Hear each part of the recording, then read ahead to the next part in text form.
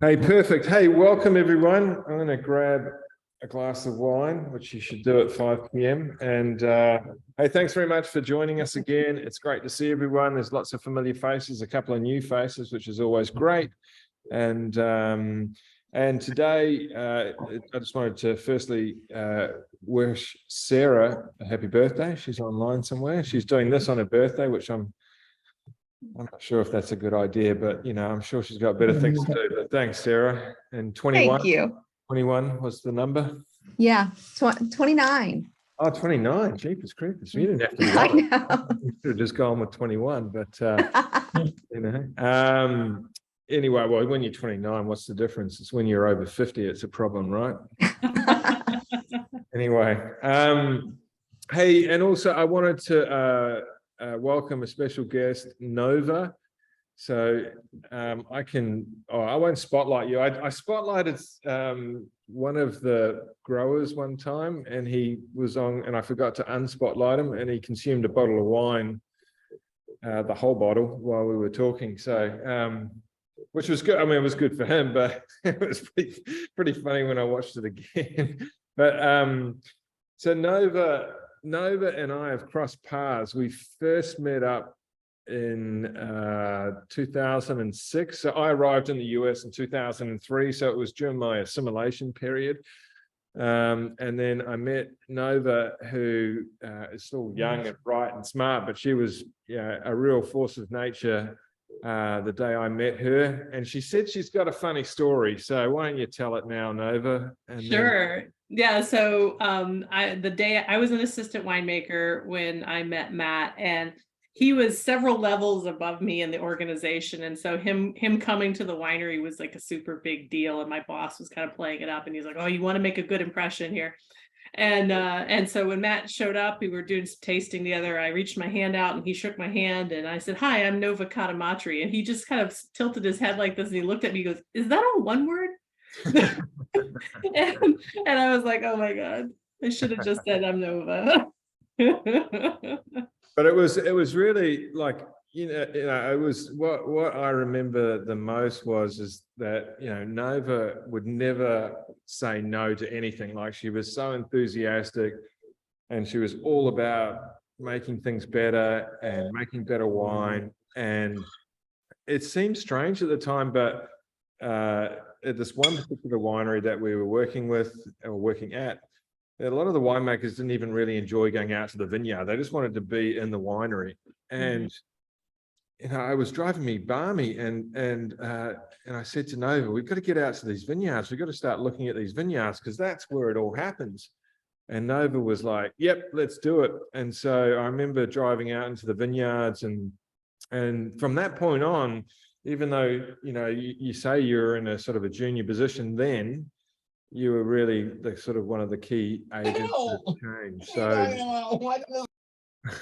there we go, a little interruption.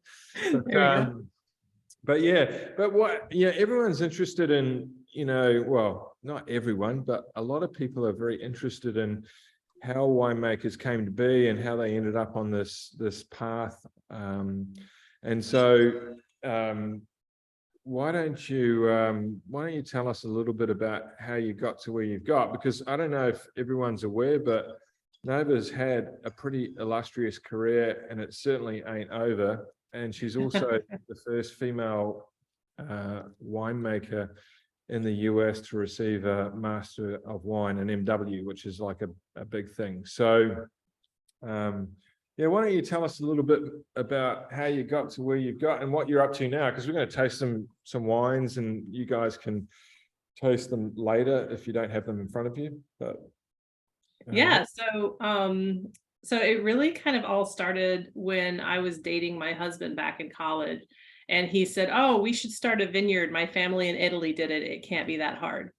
And of course, anybody involved with winemaking or vineyards, like the minute you say that, they start cracking up, because it is really crazy hard. But he just thought, well, my family did it in their backyard in Italy, why not?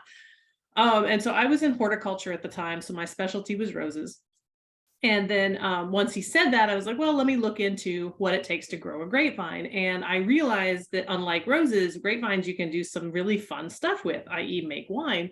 And not only can you be involved in growing the vineyard, you can harvest the fruit yourself, you can bring it into the winery, make the wine yourself, and then actually be the one that goes out and sells it. So to me, that whole process throughout the entire supply chain is super fun and fascinating. And I loved the fact that you can really have your hands in all aspects of the production. And so that really kind of got me turned on to the wine industry. And so I went to Cornell. I had already been accepted in horticulture, but I went in, changed my major to viticulture. And so my major's in viticulture. So that, like, my heart is in the vineyard. That's how I got into the industry. And I love being in vineyards, per Matt's, comments earlier. Like, but I don't care where they are. I love walking around vineyards. And one of the most fun things I've done this year is we just leased our own vineyard here in the Finger Lakes. And so we now have a 10-acre vineyard that I can go out and walk whenever, which I'm very excited about.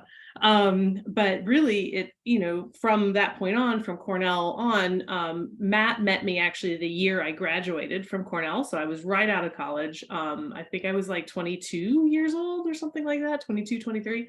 And just moved out to California because that was the only job I could get at the time. And I had no intention of moving to California. I wanted to stay on the East Coast. I wanted to start our own winery. And really couldn't find a job. And so when I got the job with Constellation out in California, I was like, all right, let's go.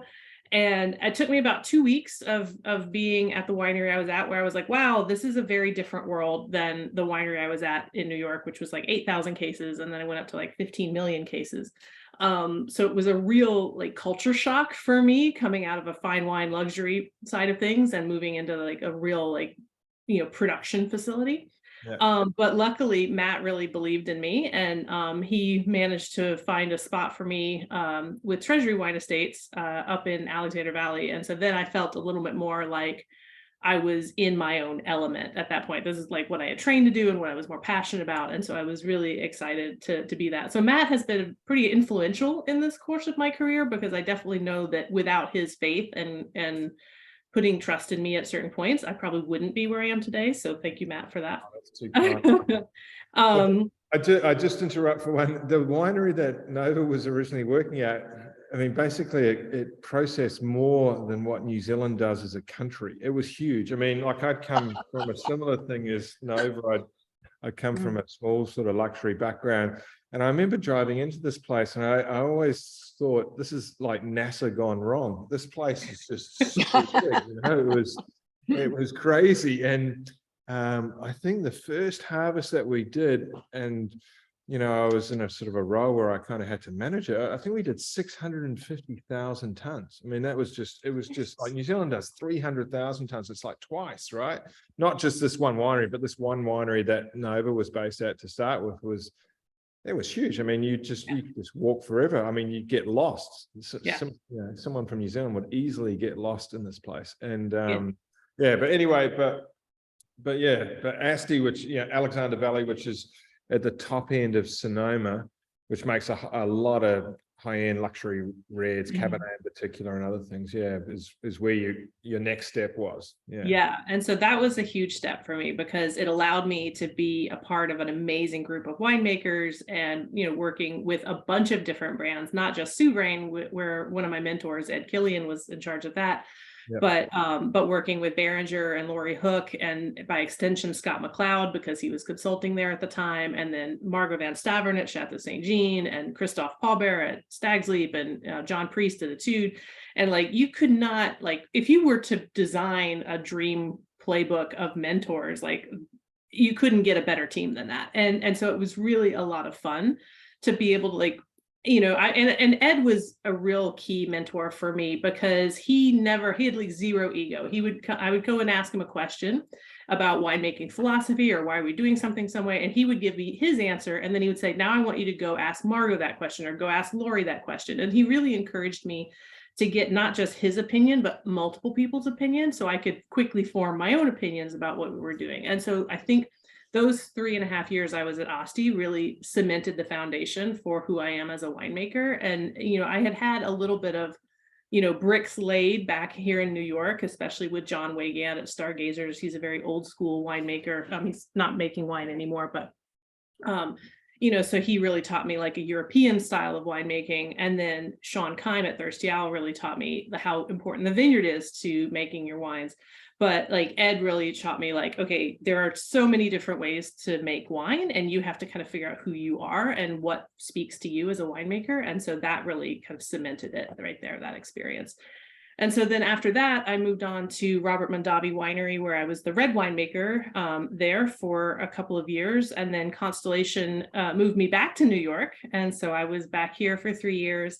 And then they moved me back out to California to take over as director of winemaking at Robert Mondavi, and also all of Napa. So I was over the team at the Prisoner and the Schrader team and the Mount Veeder team, and of course Mondavi team, and then eventually that rolled into being over the Sonoma team and the Washington State team. So I kept getting these increasingly large roles, but that kind of took me further away from the hands-on piece that I really wanted. And so I decided last year that it was time to kind of step out on my own and really fully embrace my own wines. And I started our wine we're going to talk about tonight, Trestle 31, in 2015, when we first moved back with Constellation to New York. And then slowly we started with 119 cases of Riesling. And going through that, over a course of several years and trying to do things on nights and weekends, after 2020, it ended up, even though it looked really dire at the beginning of 2020, it ended up being one of our best years ever. And that's the year we added Snow Shell Vineyards through Naked Wines. And the company just kind of exploded. And suddenly I realized I can't keep doing this on nights and weekends and hold a full-time job and be a good mom and to my 2 kids and wife to my husband. And so we just decided we needed to make a change. And so that's when I started consulting and working for my own company full-time. Right. So now you split your time, you're bi-coastal, right? So Yes. So you're in California, once a month or something like that. And then basically, but your home base is now the East Coast. Yes. Yeah. So we've got a home base just south of Rochester, which is on the very western side of the Finger Lakes. And then, I'm out in Napa about once a month. And so I have clients out there. And we also have our own brand called Feyerua that we're making in Napa. It's Napa Cab. And so that we just launched the first vintage of that last fall. So very excited about that. We've only got about 30 cases left. So if anybody's interested in that, let me know. What does the name mean, Feyerua? It's Scotch Gaelic for the untamed red deer. And so it really it kind of embodies my feeling of being free and unleashed into the world of winemaking, and so that's the whole concept behind Feyerua. Sounds dangerous, Nova. Sounds dangerous. Hey, so I'm not sure what people have got open. So I've got a couple of bottles of Novas in front of me. You've got the Dua Mistura. That's awesome. Okay. So that's Nova. That's a Portuguese red blend I do. And then, yes, I've got, which one do you start with, Nova? The Riesling or the Chardonnay? I tend to start with the Riesling. It's a little more delicate. The Chardonnay is a little more of a bigger wine. Okay. So yeah, I would definitely start with the Riesling for this vintage. Okay. And that's what I'm drinking as well. Okay, so I'll pour the Riesling. Yeah. So I had one trip to the winemaking region that you're in, the Finger Lakes, and it was really cold. But you came in February, and I told you, when you told me you were going, and I was like, "Oh, when are you going?" And you're like, "I'm going in February." I was like, "Any way you can change that trip?" Because February is literally the worst time to be here. Yeah, I was at the beck and call of a client, so I couldn't. Yeah, but I got there. It was snowing, and it was very beautiful. But I assume it's a completely different place when the sun's out and the snow's not there. But so the Riesling that you've got here, is that so? Where is this off this new vineyard that you've leased, or is this... No? So this is off of Zugabee Vineyard, which is on the northeast side of Seneca Lake. And for those of you familiar or not familiar with the Finger Lakes, it's a series of 11 lakes formed by glaciers about 11,000 years ago when the glaciers receded. And so when the glaciers came through, it really kind of scraped all the soil off of the mountains and dropped stuff just kind of everywhere. So we don't have one consistent soil type. It's just kind of all over the place. This is a nice one. And so moving backwards, it kind of left all these lakes, and so they kind of look like a handprint, and so that's why they're called the Finger Lakes, the right. fingers. So the two biggest lakes are Seneca and Cayuga. So we source most of our fruit from around Seneca Lake. And so Zugabee is at the northeast corner of Seneca Lake. And we've been sourcing from them since the original in 2015. And so we have 4 rows in their north block of Riesling, and those are the trestle rows.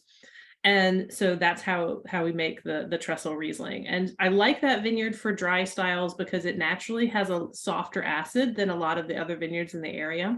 And so it makes a really nice dry wine with a little bit of a higher pH, lower TA. And so you can make a really beautiful dry style out of it. Yeah, it's really complex. Like it's got some nice bottle condition already for 2020, right? So you would bottle this in what, March, April, or as soon as it warms up, or is it later? No. So I keep everything on lees for a year, and it bottles right before harvest. Oh, I see. Okay. So it's Yeah. like a Chardonnay or Pinot program. Oh, right. Exactly. So it stays on lees. We don't stir the lees, but it stays on lees until late July and August, and then we'll bottle in August. Yep. And then we'll get ready for the next harvest. And then we leave everything in bottle for a year. So the 2020 is our current vintage. And the 21 will come out in July this year. Okay. And people are asking, so Trestle 31, what's the background to that name?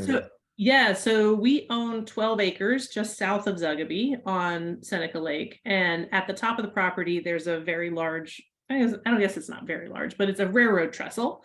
And it was one of those things that is very prominently visible from our property. So if we hadn't embraced it in some way, it would have been kind of like, oh, don't look at the big trestle over there. So we decided we wanted to embrace it as part of our identity. And then the number 31 came from the Revolutionary War lot that our land was part of. And so after the Revolutionary War was over, the government gave out 500-acre tracts of land to the soldiers because they didn't have any money to pay them. And so our lot was part of a larger lot called Lot 31. And so the 31 comes from that. And then let me see, Scott, he's drinking the 2021 Snowshell Vineyard Riesling Reserve. How is that different to this? Like, what's the sourcing, obviously? Yeah, the sourcing is different. The Snowshell Reserve is a little bit sweeter. Like, I mean, we're talking, this is bone dry, and then the Snowshell Vineyard Reserve is like, it's 21, so that's like 4 grams per liter of sugar. You know, so it's still pretty dry, but it's just a little bit more on the fruity side, whereas the trestle is more on the mineral-y side. And yeah, the Snowshell wines are sourced from all 3 of the main Finger Lakes that grow grapes, so Cayuga, Seneca, and Keuka. And so it's a blend of wines, of Rieslings from those 3 lakes. Okay. Yeah, so just so people are clear, like, so the Snowshell comes through Naked Wines, and then the Trestle 31 is those are the wines that you're selling directly from your tasting room, and I imagine you've got some distribution of those locally, or? Yeah, so we self-distribute in New York. Down in New York City, we have a distributor down there, but we can actually ship to a number of states. So anywhere here in New York, obviously, North Carolina, Washington, D.C., Colorado, we just added. California, we've had for a while. We're just getting ready to add Texas. What's the new one we added? I sold North Carolina. Ohio, we can do. We're working on Illinois. Arizona, we're working on. You know, so there's a number of states that we can ship. Oh, Florida's easy to get to. So yeah, so we can get with Trestle, we can get a lot. Oh, Tennessee, that's the new one. Yeah, so Colorado and Tennessee are our 2 newest states that we can get to now. Very cool. I'll just open it up in case there's any questions before we go further, because sometimes I keep on talking and everyone says, hey, can you tell me something? I'm just looking through the chat. Elizabeth shared on the chat your link. I can multitask these days, Nova. That's what happens, you know. But is there any questions, or no, it sounds like everyone's good. We've got a few more people coming in.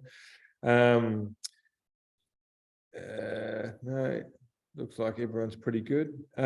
Hey, so before we head into the next one, like, I wanted to hear more about like the Master of Wine, the MW that you did, because, you know, you showed a fair bit of grit and determination to get over the finish line with that one. It's not an easy course, but Yeah, why don't you tell us a bit more about it so people understand what it is? And, I always thought, it's great doing a Masters of Wine, but if you can combine it with a winemaking background, I think that's all the more powerful because, you do have Masters of Wine who complete it and then think they're winemakers, but that kind of presents some challenges. I've definitely had some challenges on that front, but their knowledge and the discipline that you need to have and the wealth of knowledge that you build on wines is amazing.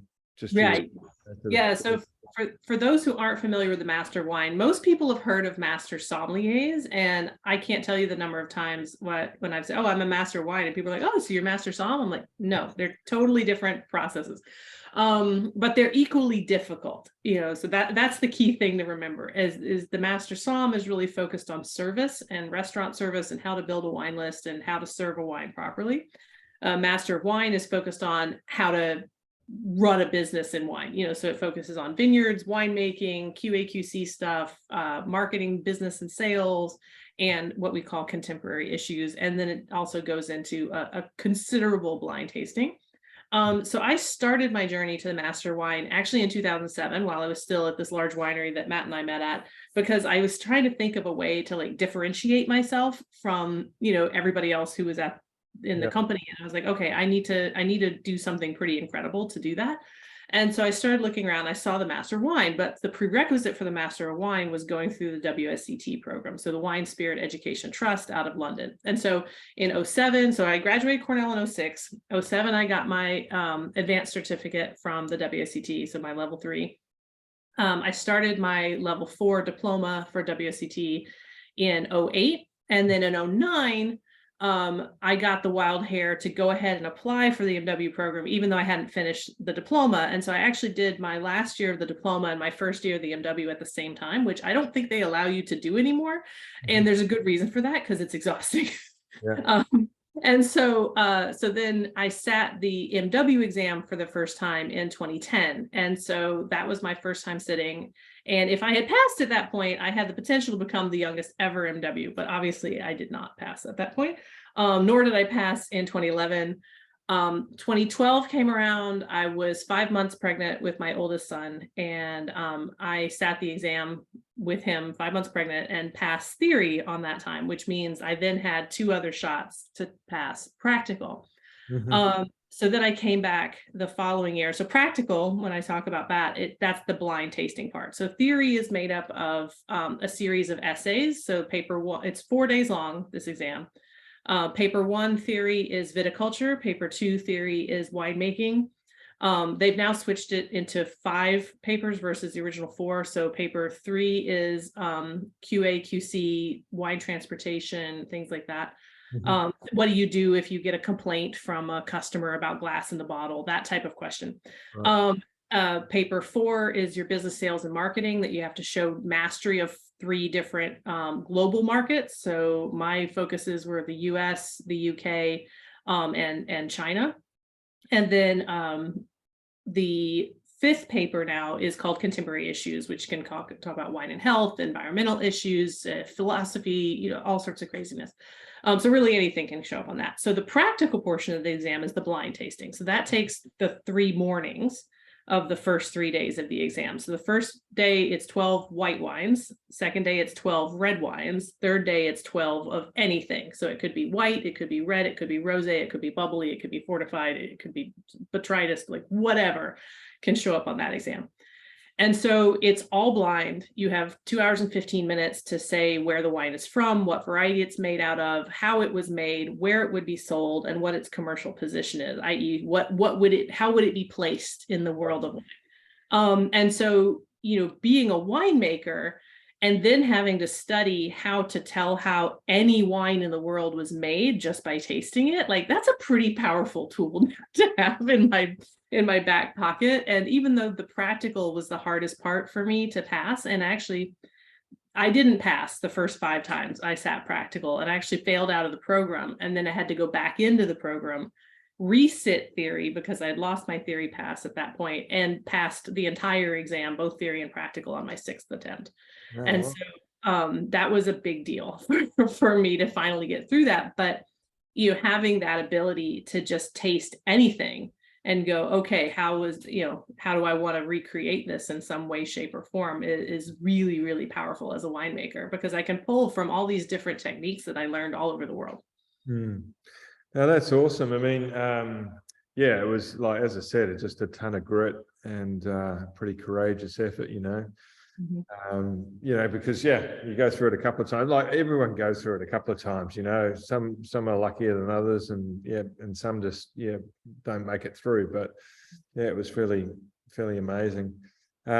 So I guess the question is now that you're a master of wine, what's next? I mean, you've obviously set up your own consulting business, and so what does that involve? Does that involve working with other wine producers to make their wine, or people that want to create their own brands, or what does being a wine consultant for you look like? Yeah, so my focus is really making like spectacular wine. And so I have a really interesting collection of clients now. And so one of them is very classic, like he's coming into the wine industry from another industry, made an amazing amount of successful business decisions in his first career. Decided he wanted to go into the wine industry. And so he's bought 11 acres off of Soda Canyon Road in Napa. And so we're putting his vineyard in this summer. And we started his wine brand last fall. So 2022 will be his first vintage out. It's called Doi Da. And that means Vietnamese for Rocky Hill, because he and his family are Vietnamese. And I think it's just a super inspiring story, because he's like the epitome of the American dream. Came here from Vietnam, built this amazing company, and has done it like while maintaining his cultural heritage, which I think is really, really cool. So they're just such a fun family to work with. And I can't wait for people to see that wine come out. I have a client in Ohio that is starting a super ambitious project. So he's bought an 18-hole golf course. We're slapping a vineyard right in the middle of it. And he actually allowed me to go out, look at the whole course and say, okay, where do I think the vineyards would be best? And then he hired a golf course architect to come in and reroute the course around the vineyard. So that vineyard's going in this summer as well. And then that's going to be a full tasting destination, winery, tasting room, restaurant, resort type thing. So that's going to be a lot of fun. It's really interesting so if you've got someone that wants to develop some land, right? So I've been put in this situation several times. Like it's very easy when there's a vineyard that's located next door and you've got an empty block of land. You kind of get a pretty good sense of like what's possible and what does the outcome look like. But when you go to an area which hasn't been put into vineyards before, or it's really starting to push up against like some of the microclimates that getting less and less likely to grow grapes, it really becomes difficult because it's a big investment. So to develop an acre of vines is about $50,000, right? So that's the smallest part of the investment. You've got obviously the land, which can be, in Napa can be up to $750,000, and it all just starts mounting up. And then you've got the inherent risk with the environment. But yeah, I remember one time, just when I graduated university, someone said, "Oh, well, you know everything now," and they took me up to a coastal town in New Zealand where there were no vineyards, and it was literally right on the water.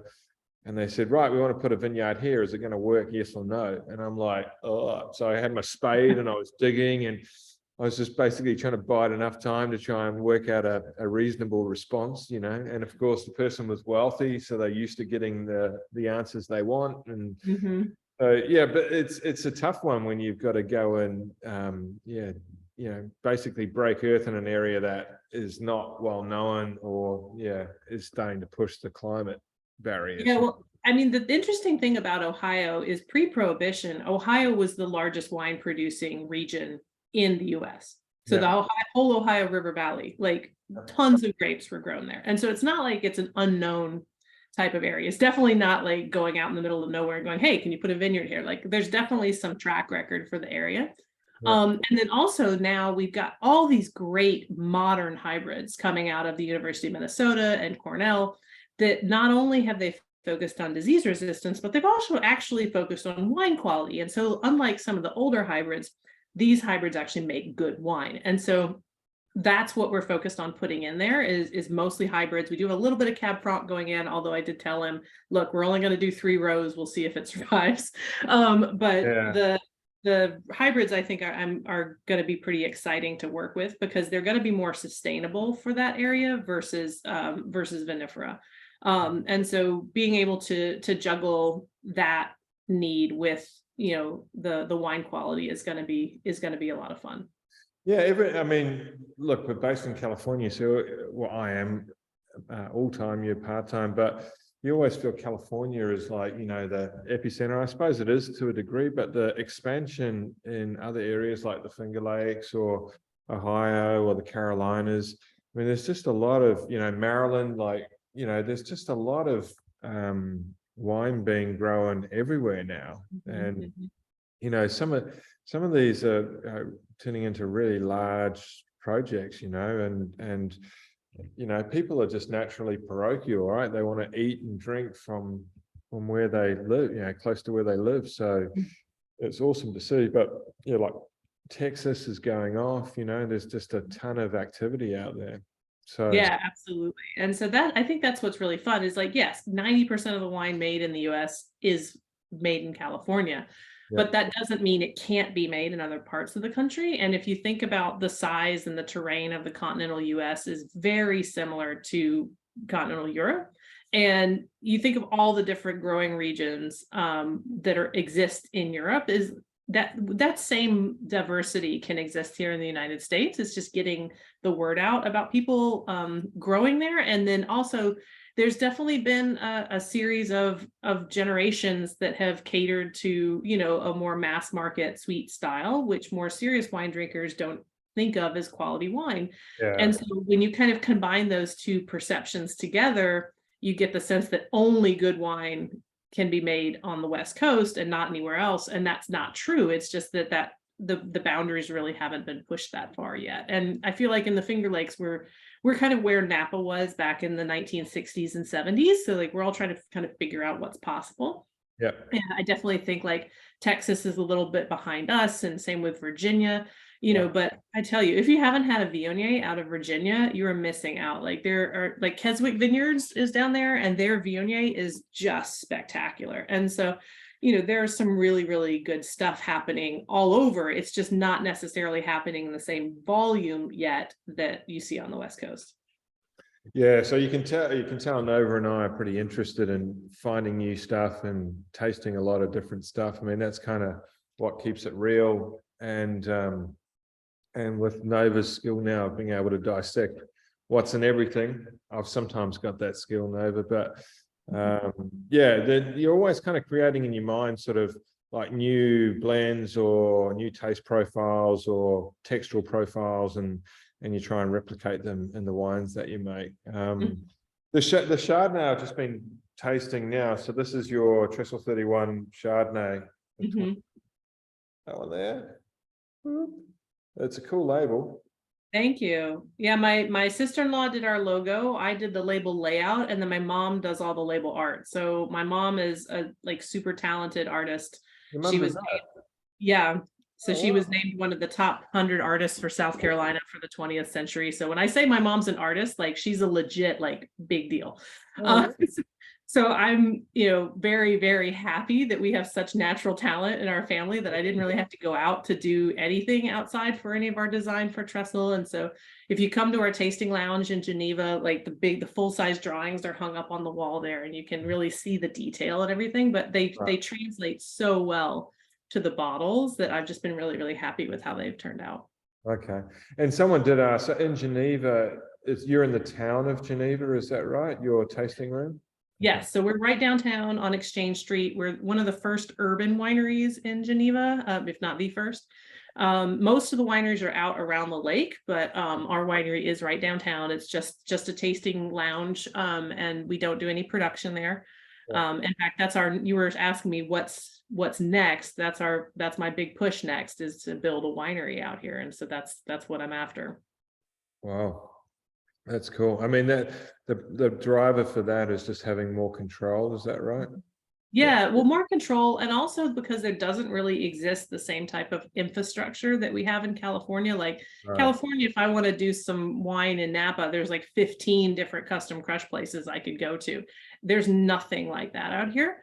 And Yep. so I want to be able to build that for the industry here, and not only be able to pull all of my own stuff in there, which I'm getting close to 100 tons just on my own. And right now I'm crushing it between 3 and 5 wineries every year. And that just gets to be logistically a kind of a nightmare. So bringing it all in-house, and then also being able to bring my clients in my under my own roof is going to be really, really nice. Okay, yeah, it makes a lot of sense.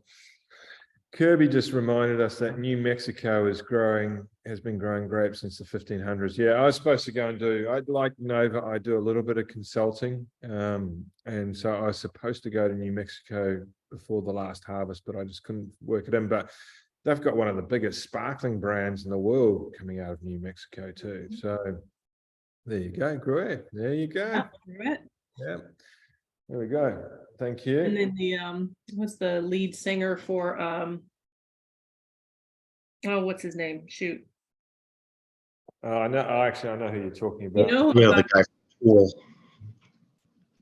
Oh man, I'm drawing a total. You're thinking of the guy from Tool who has yes. the winery in Arizona. But what's his name? Maynard. The guy. Maynard Keenan. Maynard Keynes. Keynes. Okay.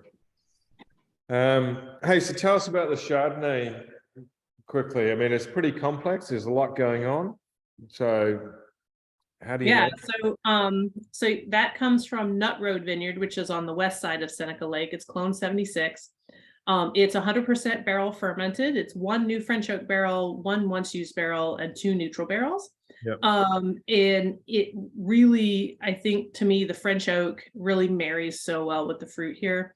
And it's Dargo Jaglet medium toast. That's all I use right now. Once we get a little bit bigger, I might bring in a little Francois Frere and stuff like that. But right now, Dargo Jaglet is just where this wine needs to be. And then we have rolling racks. And so once the ML is finished, and we do a partial to full ML, depending on the acid every year. And then we bung them really tight, and then we start rolling the barrels every other week to incorporate the lees versus the opening and stirring with batonnage. I really feel like that micro injection of oxygen through batonnage really kind of, you lose some of the freshness of the wine, and you lose more of the delicate floral aspects of Chardonnay. And so by not opening the bung as much as I want to be stirring, but by rolling it, I create this like super reductive environment that's not like reductive as in like rotten egg reductive, but it's reductive as in a very non-oxygen environment. Constraining. Yeah. Yeah.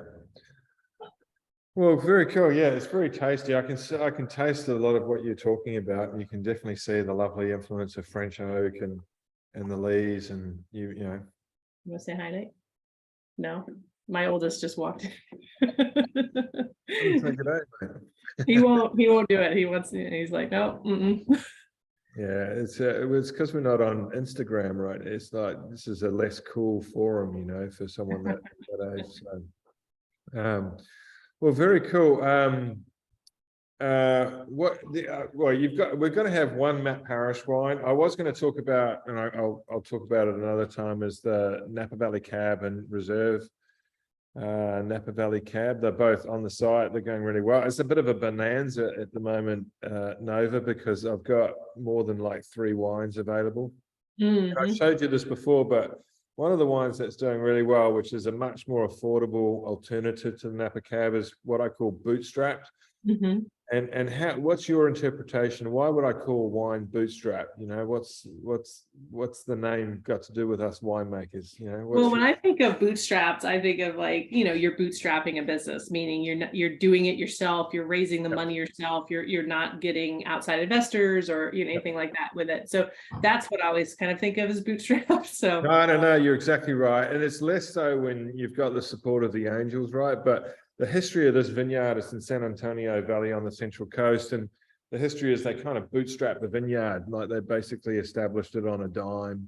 And it's a couple of guys that I've worked with for a long time up in El Dorado, and so, but I was just thrilled to see like the uptake of it, and I don't even know if I've tasted it since it was bottled. Are you sometimes like that, Nova, where you don't want to taste it because you're scared of, did I Well, stop? it's like the 2019 Robert Mondavi Reserve Cab. We got it bottled, and then I left the winery like a couple months later, and I never got to taste it after it had been through the Right. bottle aging and everything. And I was at Mondavi in January, early February for a dinner, and they had it poured, and I was like, wow, I haven't actually tasted this wine since it bottled. And so, yeah, it was delicious, and I'm super happy to remember it was delicious. But yeah, I do the same thing. Well, that's the hardest thing. Well, it's not a problem now because I can't leave Matt Parish, right? I can't fire myself or whatever. But that was the hardest thing when you leave a winery, to go and work for a new winery or start a new venture. Was it was basically you wouldn't get to either finish or taste a lot of the bottled wines unless you found them in the marketplace. But it was really finishing wines that you spent years working on was always the hardest thing, right? Where you've got a real connection with the wine. So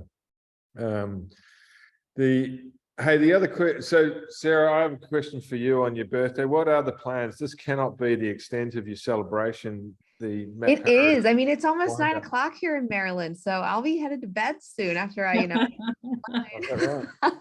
Yay, Maryland must be East open Coasters. late. Yes. It's hump day, right? It's Wednesday. So It is. it's not like 2 a.m. curfew or something like that, no? No, I live in a very small town. All right. Well, I hope Here's in Southern Maryland. They're not as urban as the DC metro area. I see. Scott Well, knows where I'm at. He's familiar with, Southern I'm Maryland. jealous. He's right near Port of Watertown. Really great winery. Fabulous. Excellent. Well, you've been a very respectful, quiet crowd tonight. Are there any questions out there? I can see lots of glasses getting swirled, so that's a good thing. That's positive. Surely somebody's got some questions.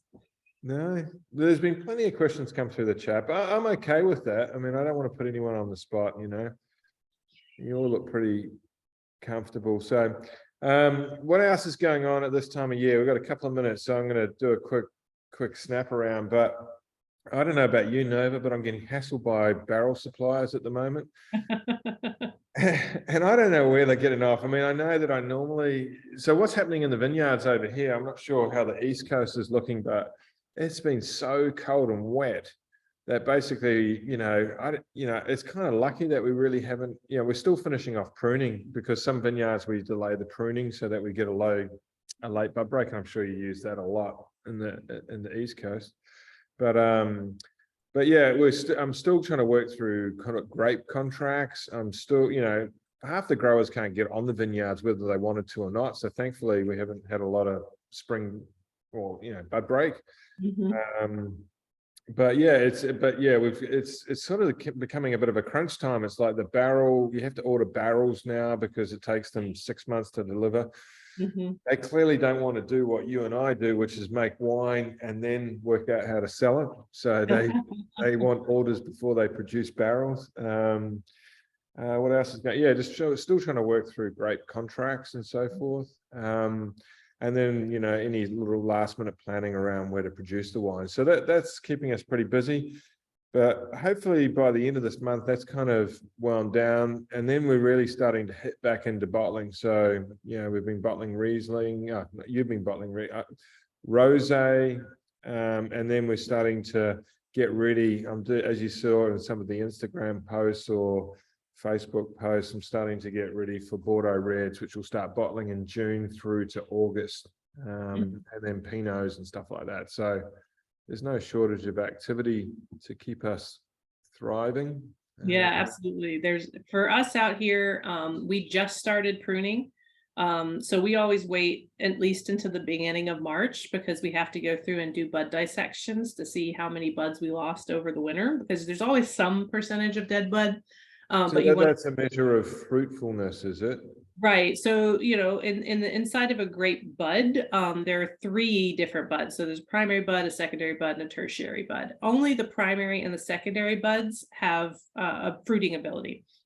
And so you think of it as like natural redundancy that the grapevines have built in.